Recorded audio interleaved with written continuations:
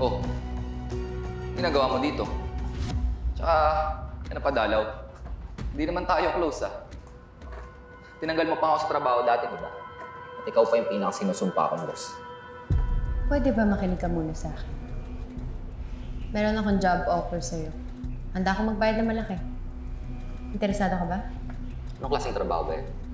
Kailangan mo na magpanggap na magkapatid tayo kapag pinakilala ko sa'yo yung fiancé ko. So ano? Acting lang ako tapos babayaran mo na ako. Ganyan lang kadali. Nuuto mo lang yata ako eh. Tsaka bakit mo ba gustong lokohin yung mapapangasawa mo? Pwede ba? Huwag ka na masyadong maraming tanong. Tatanggapin mo ba yung offer ko o ibibigay ko na lang sa iba?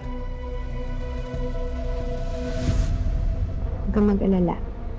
Kapag kinasal na tayo, di na ako magkikeep ng secret sa'yo. Sabihin ko na sa'yo everything.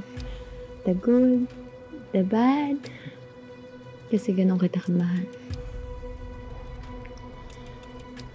Napakaswerte ko na ikaw ang mapapangasawa ko.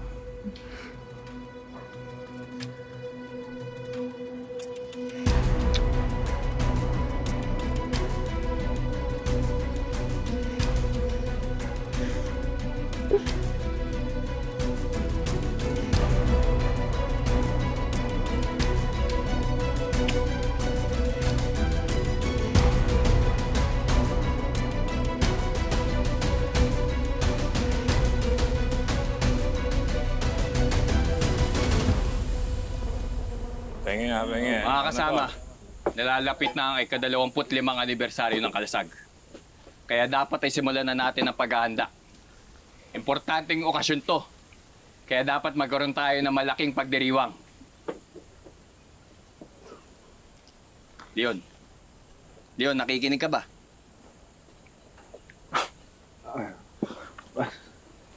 Pasensya ka na, Lakdan. Pakiulit nga yung mga sinasabi mo. Lakdan, intindihin mo na lang ang pinuno natin. Alam mo naman, nasa ikapitong langit pa tong sila yun dahil galing sa pulot kata sila ni Pangus. Alam mo naman, di ba? Bakulaw, tigilan mo na nga yung pangangantsaw. Oras ng pagpupulong, magseryoso ka nga. Pusit, nagbibiro lang naman ako. Ano ba yan? Palibasa, matandang dalaga kaya hindi pa nakatikim ng pulot kata. Hindi. Sige, pasensya na. Sige, pag-usapan na natin yung mga gagawin natin sa ating anibersaryo. Leon! Leon! Wago. Oh. May masamang balita kami nasagap sa bayan. Nagbabalak daw ang militar ng panibagong operasyon para supilin na ating kilusan. Diyos ko, Leon. Delikado yan. Ano gagawin natin? Nagsimula na raw sila magpadala ng sundalo para suyurin ang karatig probinsya para hanapin ang ating kampo.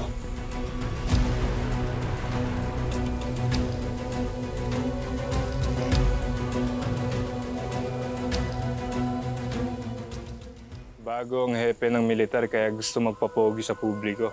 Kaya yan, pinag-iinitan tayo. Baka hindi natin kayanan ng opisyibo ng militar. Lumikas na lang tayo hanggat may oras pa. Ba't tayo atras, Kuneho? Dapat lumaban tayo. Ipakita natin sa mga militar na hindi tayo natatakot.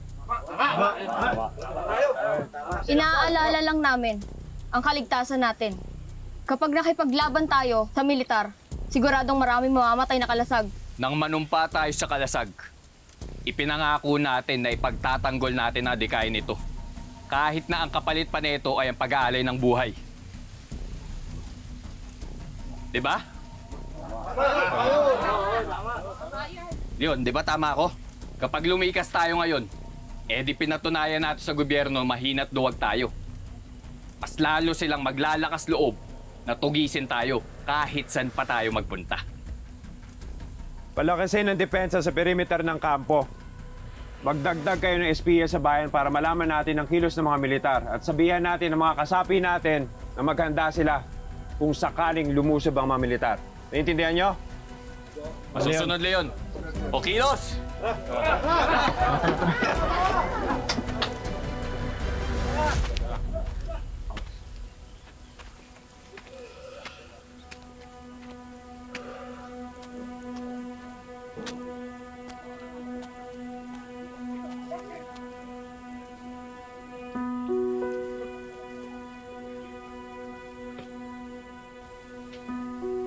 Leon, desidido ka na ba talagang labanan ang militar?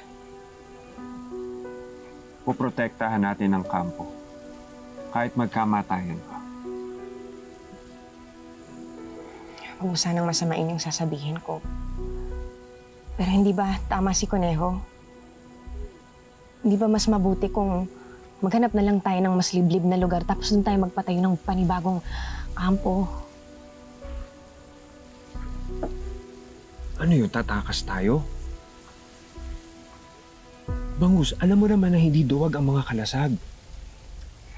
Yun hindi naman kaduwagan ng matras.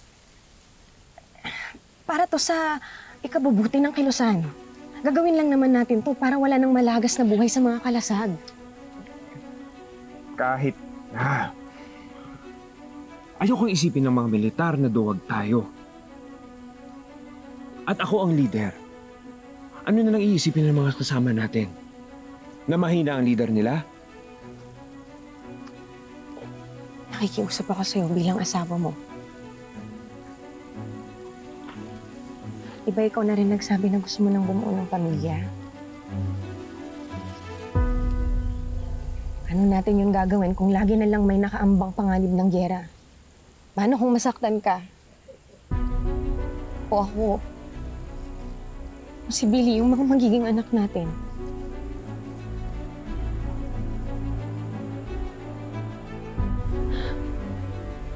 Ngayon alam kong may responsibilidad ka sa kilusan bilang pinuno. Pero sana isipin mo rin yung responsibilidad mo sa amin, sa pamilya natin.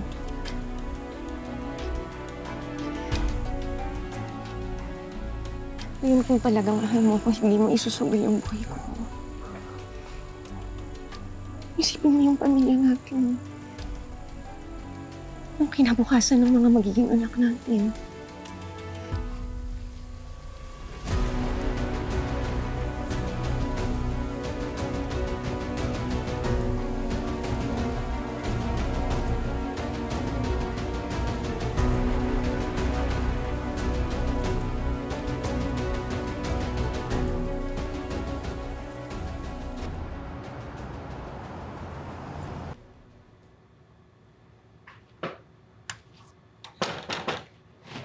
Tori. Tita Shai, can I sleep here tonight? Pwede po ba natin i-continue yung binabasa po nating storybook? I really want to know po kasi how the story ends. Baby, I'm so sorry pero I'm really tired. Pwede bang laruin mo na lang yung music box mo, ha? Para makatulog ka. Okay? Sige po. Baby, alam mo, kahit sobrang tired ni Tita Shari, I always have time for you. Tara, magbasa na tayo. Talaga po? Oo, of course. Po. Tara, doon ka. Tabi tayo. Wait lang. Saan ba tayo nag-stop last time? Wait, hanapin natin. Let's see. Ayun. So, the Wicked Witch took Rapunzel to the castle and isolated her there. But Rapunzel still loves her and treated her like a real mother. But the Wicked Witch had other plans. She was only using Rapunzel to get what she wants. What's wrong, Han? Walaan. Pinapanood ko lang kayo. Thank you, Alam mo, hindi ko alam kung paano ko mapapalaki si Tori na nag-iisa. Mabuti na lang nandyan ka. In the past 4 years, you've always been a mother to her. Ano ka ba? Sino ba namang hindi may in love sa kakita ng baby na to? I love you, Tori. I love you too po, Tita Shai. That's so sweet.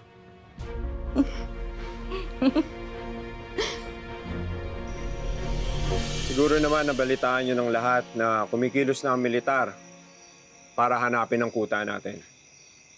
Oo, Leon, nakahanda kaming lahat makipaglaban. Handa kaming lahat magbuwis ng buhay para ipagtanggol ang kuta. Bilang pinuno nyo, responsibilidad ko na protektahan kayong lahat.